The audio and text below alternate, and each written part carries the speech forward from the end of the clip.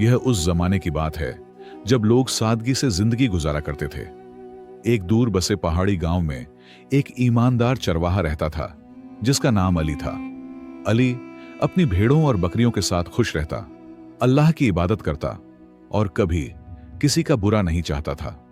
अली हर सुबह फज्र की नमाज पढ़ता और अपने जानवरों को चराने के लिए पहाड़ियों की तरफ ले जाता। वो अपने जानवरों से बहुत मोहब्बत करता था। उसकी बकरियां और भेड़ें उसकी आवाज पहचानती थीं और उसके इशारे पर चलती थीं। अली की जिंदगी बहुत सादा थी। वो हमेशा लोगों की मदद करता और बच्चों को नेक अखलाकों की बातें सिखाता। गांव के लोग उसकी सच्चाई और ईमानदारी की मिसाल देते थे। एक दिन अली पहाड़ी पर बैठा आसमान की तरफ देख रहा था कि उसने दूर से धूल उड़ती देखी। कुछ सिपाही घोड़ों पर सवार होकर आ रहे थे। अली हैरान हुआ क्योंकि उसके गांव में कभी बादशाही सिपाही नहीं आते थे। उसने जल्दी से अपनी भेड़ों को इकट्ठा किया। उस वक्त के बादशाह का नाम मलिक फिरोज था, जो जुल्म और नाइंसाफी के लिए मशहूर था। वो अपनी रियाया से बहुत ज्यादा टैक्स लेता और गरीबों की कोई परवाह नहीं करता था। उसने कई बेगुनाह लोगों को सिर्फ इसलिए कैद किया था क्योंकि उन्होंने उसके खिलाफ बात की थी। मलिक फिरोज का एक वजीर था, कासिम, जो उससे भी ज्यादा जालिम था। वो हमेशा बादशाह को गलत मशवरे देता और अपना फायदा देखता था। लोग उससे बहुत डरते थे। कासिम ने बादशाह से कहा कि पहाड़ी इलाकों में नया टैक्स लगाया जाए ताकि खजाना भरा रहे। बादशाह ने उसकी बात मान ली और हुक्म दिया कि पहाड़ी इलाकों में जाकर नया टैक्स वसूला जाए। जो टैक्स न दे उसे कैद कर लिया जाए। यह जुल्म था क्योंकि वहां के लोग पहले ही गरीबी में जी रहे थे। जब गांव वालों को खबर मिली कि सिपाही टैक्स वसूलने आ रहे हैं तो सब परेशान हो गए। उनके पास देने के लिए कुछ भी नहीं था। वो सब इकट्ठा हुए और सोचने लगे कि क्या किया जाए। अली ने कहा कि वो खुद बादशाह से बात करने की कोशिश करेगा। गांव के बुजुर्ग ने कहा, अली, तुम बहुत बहादुर हो, लेकिन बादशाह बहुत जालिम है, वो तुम्हारी बात नहीं सुनेगा। अली ने जवाब दिया कि अल्लाह पर भरोसा रखकर वो जरूर कामयाब होगा। लोग उसकी हिम्मत देखकर हैरान थे। किसी में बादशाह का सामना करने की हिम्मत नहीं थी। अगले दिन सिपाही गांव में पहुंचे। सब लोग डरकर अपने घरों में छिप गए। अली अकेला मैदान में खड़ा था। सिपाहियों के सरदार ने उसे देखा और कहा, हम बादशाह का नया टैक्स वसूलने आए हैं। अली ने हिम्मत से जवाब दिया कि वो खुद बादशाह से मिलना चाहता है। सिपाहियों के सरदार ने अली की बात सुनकर जोर से हंसी लगाई। एक चरवाहा बादशाह से मिलना चाहता है, उसने मजाक उड़ाते हुए कहा। मगर अली के चेहरे पर जो यकीन और हिम्मत थी, वो देखकर सरदार हैरान रह गया। ठीक है, उसने कहा, तुम्हारी हिम्मत देखकर तुम्हें महल ले चलता हूं, लेकिन नतीजा अच्छा नहीं होगा। अली को हथकड़ियां पहनाकर सिपाहियों ने उसे घोड़े पर बिठाया और महल की तरफ रवाना हो गए। रास्ते में अली ने देखा कि लोग कैसी बदहाली में जी रहे हैं। बच्चे भूखे थे, खेतों में फसलें सूख चुकी थीं और लोगों के चेहरों पर मायूसी और दर्द साफ झलक रहा था। 3 दिन के सफर के बाद वो लोग बादशाह के महल पहुंचे। अली ने इतना बड़ा और चमकदार महल पहले कभी नहीं देखा था। सोने की दीवारें, कीमती पत्थर और महंगे फर्श देखकर उसकी आंखें चौंधिया गईं। उसने सोचा, ये सारी दौलत तो उन्हीं गरीब लोगों की मेहनत से आई है जो भूखे सोते हैं। सिपाहियों ने अली को दरबार में पेश किया। बादशाह मलिक फिरोज अपने सोने के तख्त पर बैठा था। सिर पर बड़ा ताज और हाथ में सुनहरी छड़ी थी। उसकी आंखों में घमंड और जुल्म झलक रहा था। उसके बगल में उसका वजीर कासिम खड़ा था। यह कौन है जो मुझसे मिलने की जुर्रत करता है? बादशाह ने गुस्से से पूछा। सिपाही के सरदार ने जवाब दिया, हुजूर, ये एक चरवाहा है जो आपसे मिलने की गुजारिश कर रहा था। बादशाह हंसा। एक चरवाहा? क्या तुम मेरा वक्त बर्बाद कर रहे हो? अली ने हिम्मत नहीं हारी। उसने शांति से कहा, हुजूर, मैं अपने गांव वालों की तरफ से आया हूं। जो नया टैक्स लगाया गया है, हम उसे नहीं दे सकते। हमारे पास खाने को भी मुश्किल से मिलता है। अगर हम ये टैक्स देंगे तो हम भूख से मर जाएंगे। वजीर कासिम गुस्से से लाल हो गया। बादशाह सलामत, यह आपकी तौहीन कर रहा है, इसे सजा दी जानी चाहिए। बादशाह ने हाथ उठाकर वजीर को चुप कराया। वो अली की बेखौफी देखकर हैरान था। चरवाहे, तुम मेरे हुक्म को चुनौती देते हो। अली ने इत्मीनान से कहा, हुजूर, मैं आपके हुक्म को चुनौती नहीं दे रहा, बस आपको हकीकत बता रहा हूं। मेरी गुजारिश है कि आप खुद हमारे इलाके का दौरा करें और देखें कि लोग किस हाल में जी रहे हैं। एक आदिल बादशाह का फर्ज है कि वो अपनी रियाया की हालत जाने। दरबार में सन्नाटा छा गया। किसी ने भी आज तक बादशाह से इस तरह बात करने की हिम्मत नहीं की थी। सबकी निगाहें बादशाह पर टिक गईं कि अब वो क्या फैसला करेगा। वजीर ने बादशाह के कान में कुछ कहा, मगर बादशाह ने उसकी बात नजरअंदाज कर दी। बादशाह ने अपनी दाढ़ी पर हाथ फेरते हुए कहा, तुम्हारी हिम्मत काबिले तारीफ है चरवाहे। मैं तुम्हें अभी सजा नहीं दूंगा। तुम्हारी बातों में कुछ है। कल सुबह तुम्हें फिर बुलाया जाएगा, तब तक तुम्हें कैद में रखा जाए। अली को एक ठंडी और अंधेरी कोठरी में बंद कर दिया गया। जमीन पर थोड़ा सा भूसा बिखरा था और कोने में पानी का एक बर्तन रखा हुआ था। अली ने घबराने की बजाय अल्लाह का शुक्र अदा किया और दुआ करने लगा। उसका ईमान मजबूत था। वह जानता था कि अल्लाह उसे अकेला नहीं छोड़ेगा। उसी रात बादशाह मलिक फिरोज को एक अजीब ख्वाब आया। ख्वाब में उसने देखा कि वह एक रेगिस्तान में प्यासा भटक रहा है और कोई उसे पानी नहीं दे रहा। अचानक वही चरवाहा आता है और उसे पानी पिलाता है। बादशाह ख्वाब से झल्लाकर जागा और गहराई से सोचने लगा। अगली सुबह वजीर कासिम बादशाह के पास आया और कहा, हुजूर, इस चरवाहे को सख्त सजा दी जानी चाहिए ताकि और कोई आपके खिलाफ बोलने की हिम्मत न करे। बादशाह ने कहा, मैं खुद फैसला करूंगा, इसे दरबार में लाया जाए। वजीर नाखुश हुआ। अली को फिर से दरबार में पेश किया गया। रात कैद में गुजारने के बावजूद उसके चेहरे पर इत्मीनान था। बादशाह ने पूछा, चरवाहे, क्या तुम अपनी बात पर कायम हो या माफी मांगना चाहोगे? अली ने बेखौफ होकर कहा, मैंने कोई गलती नहीं की, माफी क्यों मांगूं? बादशाह ने कहा, तुम जानते हो कि मैं तुम्हें मौत की सजा दे सकता हूं। अली मुस्कुराया और कहा, हुजूर, मौत तो हर इंसान की तकदीर में है, बादशाह हो या गरीब। मैं मौत से नहीं डरता, मैं अपने रब से डरता हूं, जिसके सामने हम सब हाजिर होंगे। बादशाह के चेहरे पर हैरानी थी। उसने कहा, मैं तुम्हें एक मौका देता हूं। अगर तुम साबित कर सको कि तुम्हारा अल्लाह मेरे सोने चांदी के खजाने से बड़ा है, तो मैं तुम्हारे इलाके का टैक्स माफ कर दूंगा।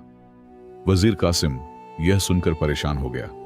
अली ने कहा, हुजूर, मैं कल सुबह आपको जवाब दूंगा। आज मुझे इजाजत दें कि मैं आपके महल को देख लूं। बादशाह ने इजाजत दे दी और हुक्म दिया कि अली को महल दिखाया जाए। वजीर सोच रहा था कि यह चरवाहा क्या चाल चला रहा है। अली ने पूरा दिन बादशाह के महल का मुआयना किया।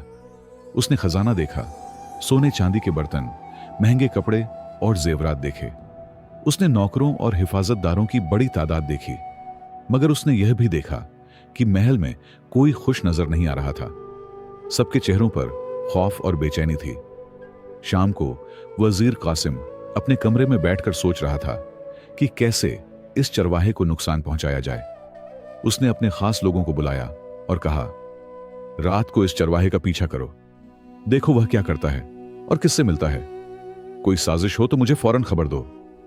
रात को अली महल की छत पर गया। वहां से उसने आसमान पर चमकते सितारों को निहारा और अल्लाह से दुआ की, ऐ मेरे रब, मुझे हिकमत और सब्र अता फरमा। मेरा मकसद सिर्फ अपने लोगों की मदद करना है। कासिम के जासूस छुपकर उसे देख रहे थे और हर बात सुन रहे थे। अगली सुबह बादशाह के दरबार में बड़ी तादाद में लोगों का इज्तिराम था। सब जानना चाहते थे कि यह चरवाहा बादशाह को क्या जवाब देगा। वजीर कासिम अपने जासूसों से मिली मालूमात पर गुमान कर रहा था और उसने बादशाह के कान में कहा कि यह चरवाहा साधारण नहीं है। अली को फिर दरबार में पेश किया गया। बादशाह ने कहा, चरवाहे, क्या तुम अपना जवाब देने के लिए तैयार हो? बताओ, तुम्हारा अल्लाह मेरे खजानों से बड़ा कैसे है? दरबार में सन्नाटा छा गया और सबकी नजरें अली पर टिक गईं। अली ने इत्मीनान से कदम बढ़ाया और बादशाह के सामने खड़ा हो गया। अली ने पूछा, हुजूर, आपने इतनी दौलत क्यों इकट्ठी की है? क्या आप इसे अपने साथ कब्र में ले जा सकेंगे? बादशाह गुस्से से लाल हो उठा और बोला, तुम मुझसे सवाल कर रहे हो? मैं इकट्ठा करता हूं क्योंकि मैं बादशाह हूं, मेरी ताकत मेरी दौलत है। अली मुस्कुराया और कहा, हुजूर, अल्लाह ने आपको दौलत दी है और वही उसे वापस भी ले सकता है। कल अगर आप बीमार पड़ें तो क्या ये खजाने आपको शिफा दे पाएंगे? मेरा अल्लाह जिंदगानी देता है, मौत देता है, बीमारी में शिफा देता है और गरीब को रियासत देता है। हुजूर, आपके खजानों की हिफाजत के लिए पहरेदार और दीवारें चाहिए, चोरों से बचाने के वास्ते किले चाहिए, मगर मेरे अल्लाह के खजाने की कोई हिफाजत नहीं करता और फिर भी वे कभी खत्म नहीं होते। वही देने वाला है। वजीर कासिम बेचैन हो गया और बोला, हुजूर, ये आपकी तौहीन कर रहा है। मगर बादशाह ने हाथ हिलाकर उसे चुप कराया। बादशाह अली की बातों से मुतासर हो रहा था। पहली दफा उसने किसी की सच सुनने का एहसास किया। अली ने कहा, हुजूर, मेरे पास एक तजवीज है, आइए हम एक आजमाइश करें। आप अपना सबसे कीमती खजाना लें और मैं अपना ईमान, फिर देखें कि किसे ज्यादा सुकून से नींद आती है और किसकी जिंदगी ज्यादा खुशगवार रहती है। बादशाह ने पूछा, यह आजमाइश कैसे होगी? अली ने कहा, आप अपना खजाना लेकर एक रात जंगली इलाके में गुजारें और मैं अपनी सादगी और ईमान के साथ, फिर देखें कि हम में से कौन ज्यादा परेशान रहेगा और किस पर खौफ ज्यादा छाएगा। बादशाह इस तजवीज से हैरान रह गया। वजीर चिल्लाया, यह बकवास है, एक बादशाह जंगली इलाके में क्यों जाएगा? बादशाह ने कहा, खामोश, मुझे इसकी बात में दिलचस्पी है। फिर उसने अली की तरफ देखा और कहा, मैं तेरी तजवीज कबूल करता हूं। कल रात हम दोनों जंगल जाएंगे, सिर्फ तुम और मैं, बिना किसी हिफाजत के। दरबार में हलचल मची। वजीर कासिम ने कहा, हुजूर, यह बहुत खतरनाक है, यह चरवाहा आपको नुकसान पहुंचा सकता है। बादशाह ने जवाब दिया, मैं अपनी हिफाजत कर सकता हूं, मेरे पास तलवार होगी। वजीर के दिल में गहरी साजिशों की धड़कन चल उठी। वजीर कासिम अपने कमरे में बैठा कोई चाल सोच रहा था। उसने अपने भरोसेमंद आदमियों को बुलाया और कहा, कल रात जंगल में उस चरवाहे को खत्म कर देना। ऐसा लगना चाहिए जैसे किसी जानवर ने हमला किया हो। बादशाह को जरा भी शक नहीं होना चाहिए। उसके आदमी सर झुकाकर निकल गए। अगली शाम बादशाह ने अपने साथ सोने का एक छोटा सा संदूक लिया और अली के साथ जंगल की तरफ चल पड़ा। वजीर कासिम ने ऊपर से मना करने की कोशिश की, लेकिन बादशाह ने उसकी एक न सुनी। बादशाह के पास तलवार थी, जबकि अली के पास बस उसका आसा था। जंगल बहुत गहरा और डरावना था। दूर दूर तक किसी इंसान का नामो निशान नहीं था। चारों तरफ जानवरों की आवाजें गूंज रही थीं। बादशाह थोड़ा सहमा हुआ था, लेकिन अली बिल्कुल इत्मीनान में था। उसने बादशाह से कहा, हुजूर, अल्लाह हमारी हिफाजत करेगा। रात और गहरी हो गई। दोनों ने एक बड़े दरख्त के नीचे ठिकाना बनाया। बादशाह ने अपना संदूक पास रख लिया और तलवार हाथ में थाम ली। अली ने नमाज अदा की और फिर चैन से लेट गया। थोड़ी ही देर में वह सो गया, मगर बादशाह हर छोटी आवाज पर चौंक जाता था। आधी रात के करीब कुछ स्याह कपड़े पहने लोग पेड़ों के पीछे से निकले। ये वजीर कासिम के भेजे हुए कातिल थे। बादशाह ने उन्हें देखा, लेकिन डर के मारे खामोश रहा। उसने सोचा, शायद वो उसका खजाना लूटने आए हैं। उसने तलवार और मजबूती से पकड़ ली। अचानक बादल गरजे और तेज बारिश शुरू हो गई। बिजली की चमक में बादशाह ने देखा कि वो लोग करीब आ रहे हैं। उसी वक्त अली की आंख खुली। उसने आसमान की तरफ देखा और ऊंची आवाज में कुरान की आयतें पढ़ने लगा। उसकी आवाज सुनकर वो स्याह कपड़े वाले रुक गए। आपस में कुछ फुसफुसाने लगे। तभी अचानक जंगल में किसी बड़े जानवर के गर्जने जैसी आवाज आई। सब डरकर भाग गए। बादशाह हैरान होकर अली को देखने लगा। अली ने मुस्कुराते हुए कहा, अल्लाह ने हमारी हिफाजत की। बारिश रुक गई, आसमान साफ हो गया और तारे चमकने लगे। अली बोला, हुजूर, अब आप आराम करें, मैं पहरा दूंगा। बादशाह नींद में नहीं जा सका।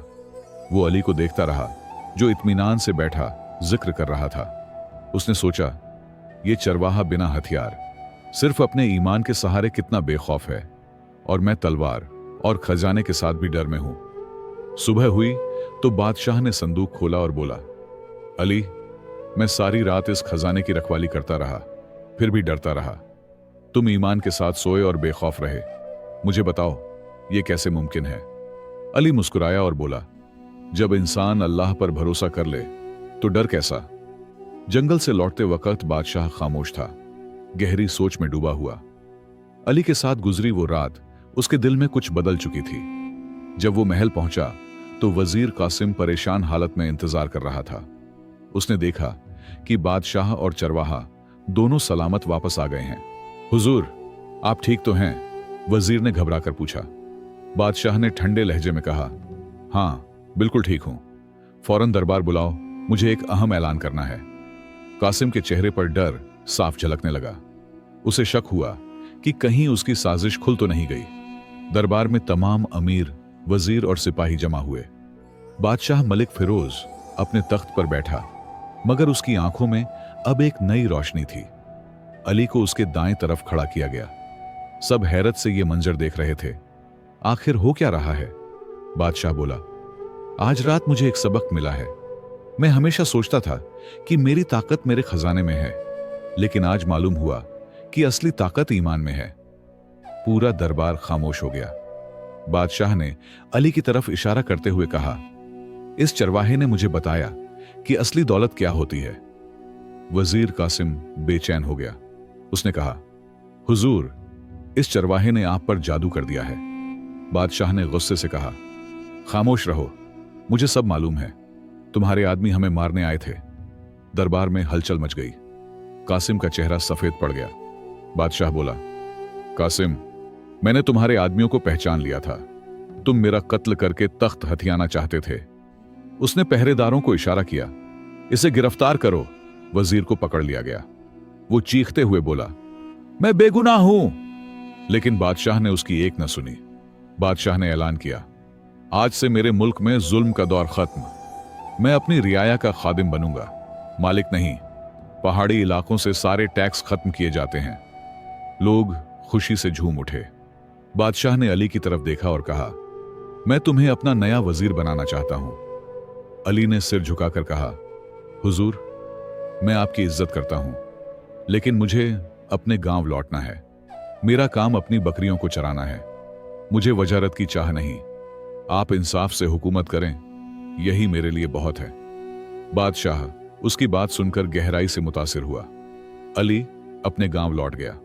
गांव वाले बहुत खुश हुए। उन्होंने पूछा, अली, तुमने बादशाह को कैसे बदल दिया? अली मुस्कुराकर बोला, मैंने कुछ नहीं किया, बस सच्चाई कही। अल्लाह ने उसके दिल में हिदायत डाल दी। फिर वो अपनी सादी जिंदगी में लौट आया। बादशाह मलिक फिरोज एक आदिल हाकिम बन गया। वो अक्सर लोगों के बीच जाता और उनकी तकलीफें सुनता। उसके मुल्क में अमन और खुशहाली आ गई। लोग कहते थे, एक ईमानदार चरवाहे की सच्चाई ने जालिम बादशाह को इंसाफ पसंद बना दिया। ये कहानी हमें सिखाती है कि सच्चाई और ईमान की ताकत हर जुल्म से बड़ी होती है, और जो अल्लाह पर भरोसा रखे वो कभी अकेला नहीं पड़ता। इस कहानी से हमें कई अहम सबक मिलते हैं। एक सच्चा और ईमानदार इंसान अपनी सिद्क और सच्चाई से सबसे बड़े जालिम के दिल को भी बदल सकता है। अली की बेखौफी और सच्ची बातों ने बादशाह का दिल पलट दिया। जो इंसान अल्लाह पर भरोसा रखता है वो कभी डरता नहीं। ये कहानी हमें याद दिलाती है कि हक़ के रास्ते पर चलना और अल्लाह पर एतबार रखना जिंदगी की सबसे बड़ी ताकत है। जैसे अली के ईमान ने जालिम बादशाह को इंसाफ पसंद बना दिया, वैसे ही हमारा अच्छा किरदार भी लोगों के दिल बदल सकता है। दोस्तों, उम्मीद करता हूं कि आपको यह कहानी पसंद आई होगी। अगर पसंद आई हो तो एक लाइक जरूर करें और मेरे चैनल स्टोरीज विद सोहेल को सब्सक्राइब करना ना भूलें। आपका सपोर्ट मेरे लिए बहुत कीमती है। अल्लाह आप सबको हमेशा खुश रखे, सेहतमंद रखे, आप पर और आपके घर वालों पर अपनी रहमत बरसाए और आपकी जिंदगी में बरकत अता करे। आपका हर एक लाइक और सब्सक्रिप्शन हमारे लिए मोटिवेशन है कि हम आपके लिए और भी अच्छी और दिलचस्प इस्लामी कहानियां लाते रहें। अल्लाह आपको हर मुश्किल से बचाए और आपकी हर दुआ कबूल करे। बहुत बहुत शुक्रिया दोस्तों, इतना सपोर्ट करने के लिए। मिलते हैं एक और कहानी के साथ। तब तक के लिए अल्लाह हाफिज।